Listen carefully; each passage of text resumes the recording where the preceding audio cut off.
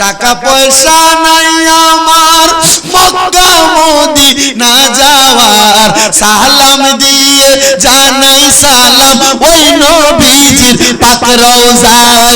টাকা পয়সা নাই আমার মক্কা মদিনা যাওয়ার, সালাম দিয়ে জানাই সালাম ওই নবীজির পাক রওজায়। কবে যাব মদিনায় একবার বলো না আমায়, কবে যাব একবার বলো না আমার, নবীজিকে দেখার সাদ জাগে। মাওলা গো এই গরিবের কি বা করার আছে, মাওলা গো এই গরিবের কি বা করার আছে। বলেন কে যাও ভাই নবীর কাছে, পাগলের আর জি আছে। কে যাও ভাই পাগলের আর জি আছে, সালাম দিও নবীজির কাছে। মাওলা গো এই গরিবের কি বা করার আছে।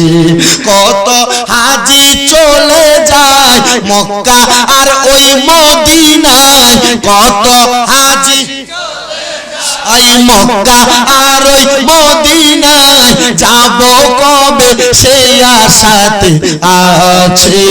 মাওলা গো এই গরিবের কি বা করার আছে, মাওলা গো এই গরিবের কি বা করার। ওই সন্তান ডাক দিয়ে বলে বাবা একা আপনি যাবেন না, আপনার সাথী বানায়া আমারে নিয়ে যান। হযরতে মকবুল আহমদ শেরহিন বলে আমি আমার সন্তানরে নিয়ে রওনা করলাম। ওনার সন্তান নিজে বর্ণনা করতেছে আমি আমার আব্বার সঙ্গে চলে গেলাম। আমি যাইতে যাইতে আরব মরুভূমির মধ্যে যখন উপস্থিত হইলাম, চারদিকে কোনো মানুষ নাই। আমার আব্বা জান বলে আমি আর পথ চলতে পারি না, তাবু টানে দাও, আমি মদিনাতে যাব। অল্প কিছুক্ষণ আরাম করে আমি মদিনার পথে যাব। আমার আব্বা তাবুর মধ্যে আরাম করতেছেন আর আমার নবীর উপর দুরূদ পড়তেছেন। একদিন দুই দিন তিন দিন হয়ে গেছে। আমার আব্বার শরীরের মধ্যে এমন জ্বর, আমার আব্বা দাঁড়াইতেও পারে না, কিন্তু আমার আব্বা শুয়া শুয়া আমার নবীর উপর দুরূদ শরীফ আদায় করে। হায়রে মুসলমান, আমার আব্বা যখন দুরূদ আদায় করে আমি চিন্তা করতে লাগলাম আমার আব্বা জান যদি এই অবস্থায় মারা যায়, মরুভূমির ডাইনে বামে সামনে পেছনে কোনো মানুষ নাই, কে আমার আব্বার জানাজা পড়াবে? আমার মাথার মধ্যে সেই টেনশন কাজ করতেছে। আমি রাত্রবেলা ঘুমাইছি, ঘুমানোর পরে হঠাৎ করে আমার আব্বার ঘর থেকে দুরূদ শরীফের আওয়াজ আসা বন্ধ হয়ে গেছে। আমি আমার আব্বার ঘরের সামনে যাইয়া দেখতেছি আমার আব্বার ঘর থেকে দুরূদের কোনো আওয়াজ আসে না। আমি আমার আব্বার ঘরে প্রবেশ করলাম, তাবুর মধ্যে প্রবেশ কইরা নাকার মুখে হাত দিয়া দেখি আমার আব্বা জান দুনিয়া থেকে ইন্তেকাল করেছে। ইন্না লিল্লাহি ওয়া ইন্না ইলাইহি রাজিউন। যখন আমার আব্বা ইন্তেকাল করেছে আমি ফজর পর্যন্ত চিন্তা করতে লাগলাম আমার আব্বা জানের জানাজা পড়াবে কে, গোসল দিবে কে? নবীর আশিক যদি মারা যায় তার জানাজা পড়ার লোকের অভাব হয় না, নবীর প্রেমিক যদি মারা যায় তার জানাজায় মানুষের অভাব হয় না।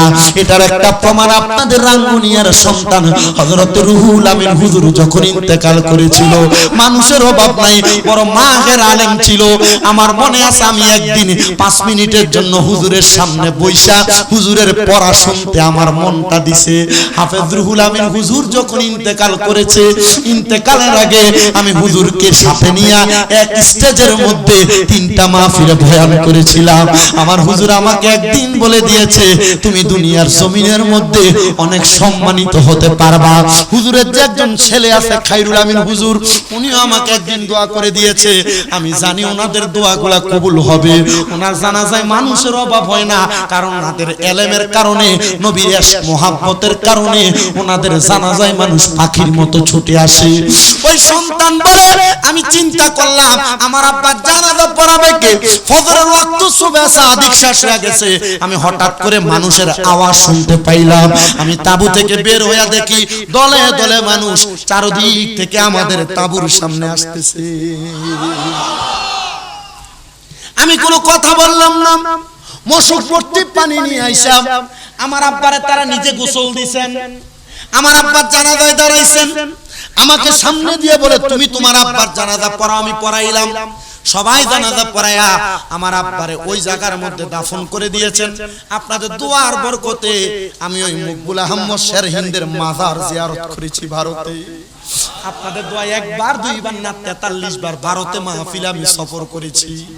ওই মকবুল আহমদ শেরহিন্দের মাজারের কাছে দেয়া দেখি মানুষ বেশি নাই, তবে কখনো মাজার মানুষ ছাড়া থাকে না।